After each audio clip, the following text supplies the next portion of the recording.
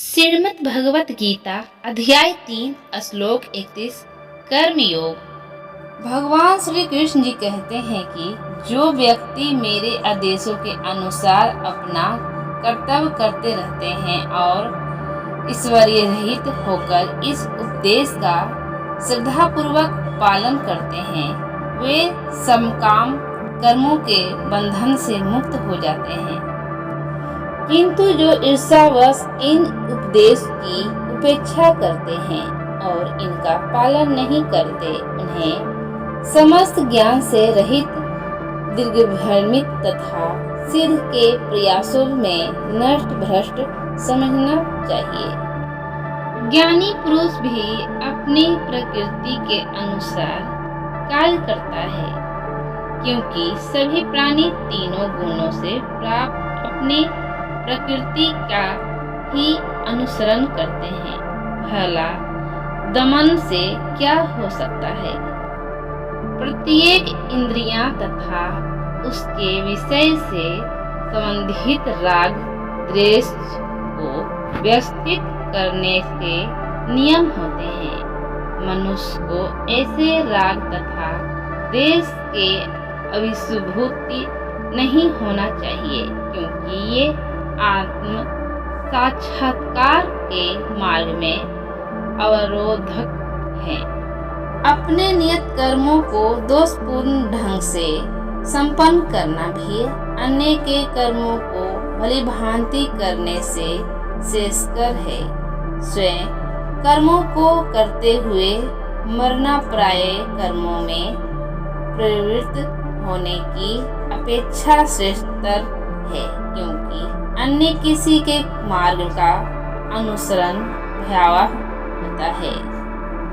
अर्जुन ने कहा है, विष्णुवंशी मनुष्य न चाहते हुए भी पाप कर्मों के लिए प्रेरित क्यों होता है? ऐसा लगता है कि उसे बलपूर्वक उनमें लगाया जा रहा हो। श्री भगवान ने कहा है, अर्जुन, उसका कारण रजोगुण के संपर्क से उत्पन्न काम है, जो बाद में क्रोध का रूप धारण करता है और जो इस संसार का सर्वभक्षी पापी शत्रु है। जिस प्रकार अग्नि धुएं से, दर्पण धूल से अथवा भ्रूण गर्भाशय से आवृत रहता है, उसी प्रकार जीवात्मक इस काम की विभिन्न मात्राओं से आवृत रहता है। इस प्रकार ज्ञानमय जीव आत्मा की शुद्ध चेतना उसके काम रूपी नियत शत्रु से ढकी रहती है, जो कभी भी धृष्ट नहीं होता और अग्नि के समान जलता रहता है।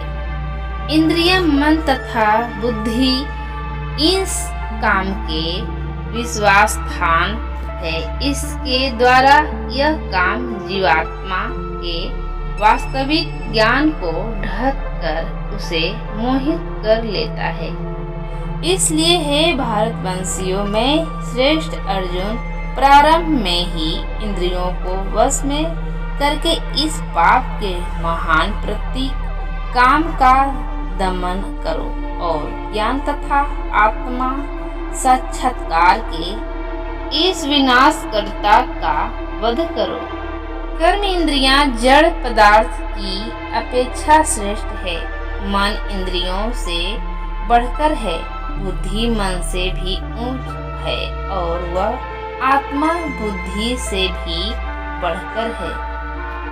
इस प्रकार है, महाबाहु अर्जुन, अपने आप को भौतिक इंद्रियों, मन तथा बुद्धि से परे जानकर और मन को सावधान आध्यात्मिक बुद्धि कृष्ण भगवान अमृत से स्थिर करके आध्यात्मिक शक्ति द्वारा इस काम रूपी दुर्जय शत्रु को जीतो।